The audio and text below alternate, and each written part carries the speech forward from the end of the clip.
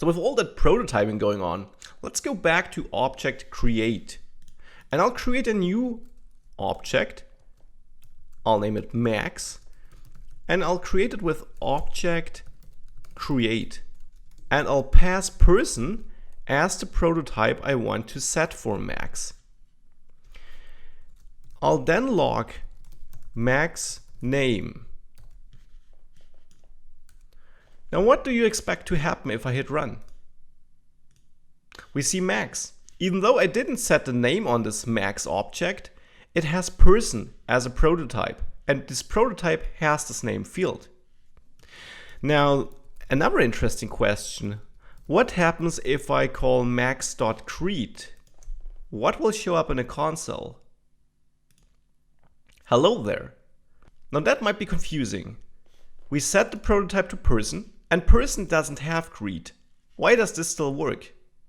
Because of the prototype chain I was just showing. JavaScript will work its way up. It doesn't find greet on max, so it looks in person. It doesn't find it here too, so it looks in the prototype of person. And the prototype of person is of course object.prototype. And here it does find the greet method.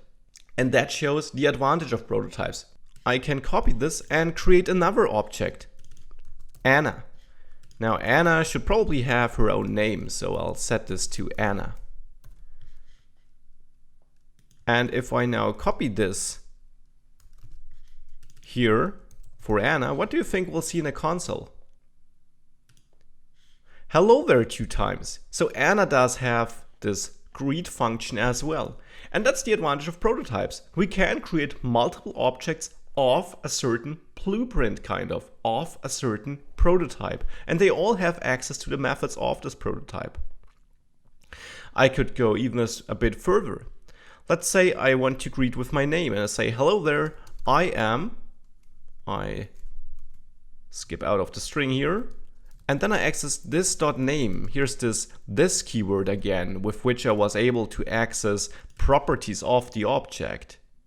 Now the prototype object probably doesn't have a name field. So what do you think we'll see if I hit run? Max and Anna.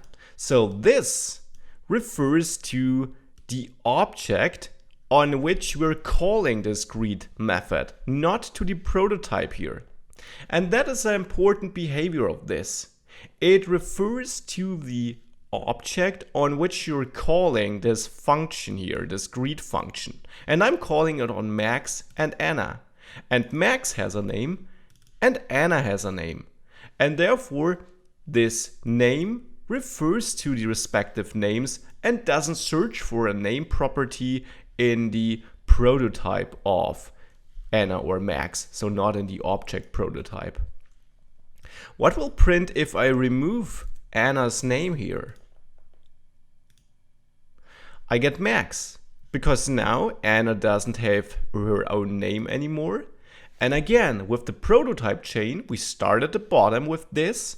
We start at the Anna object. We don't find the name here, so we go up 1 level to the prototype of Anna, which is Max. Or person, excuse me, which is person, and here the name is Max. So therefore we're seeing Max 2 times here.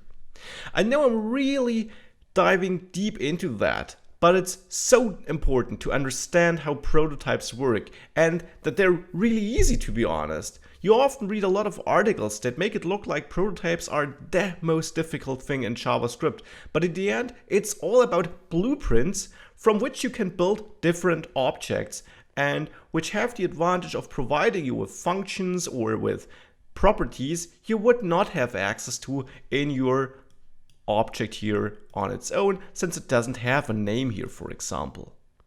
That's what prototypes are about in its core, and that's key to understand at this point here.